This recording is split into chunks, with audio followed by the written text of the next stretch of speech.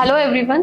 Healthy gut is very very important. आपलं जर पचनसंस्था व्यवस्थित असेल तर आपलं आरोग्य नक्कीच चांगलं राहतं. पण ही पचनसंस्था जर बिघडली तर मात्र आपल्याला वेगवेगळे त्रास जाणवतात, जसं की ऍसिडिटी आहे, कॉन्स्टिपेशन आहे, ब्लोटिंग आहे, असे खूप सारे त्रास जाणवतात. मग आपलं हे गट हेल्दी ठेवण्यासाठी आपण काय करू शकतो? तर सगळ्यात महत्वाचं म्हणजे आपल्याला आपलं डाएट चांगलं ठेवणं गरजेचं आहे. मग त्याच्यामध्ये काय गरजेचं आहे? दोन गोष्टी मेन म्हणजे फायबर आणि प्रोबायोटिक्स.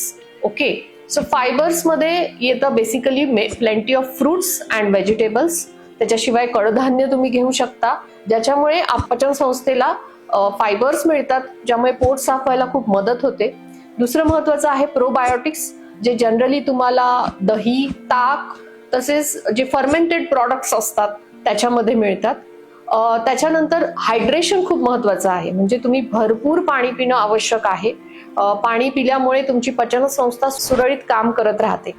त्याच्यानंतर जर महत्वाची गोष्ट आहे की you should avoid caffeine, alcohol आणि प्रोसेस फूड. जंक फूड आणि प्रोसेस फूड ज्याच्यामध्ये प्रिझर्वेटिव्ह असतात ते तुमच्या गटसाठी खूप हानिकारक आहे, तर त्या गोष्टी तुम्ही नक्कीच टाळल्या पाहिजे. आणि त्याच्यानंतर सगळ्यात महत्वाचं म्हणजे रेग्युलर थोडी तरी एक्सरसाइज करा. Simple 10 to 15 minutes of walking will also help your gut. याच्यामुळे तुमचं गट नक्कीच हेल्दी राहील. Take care.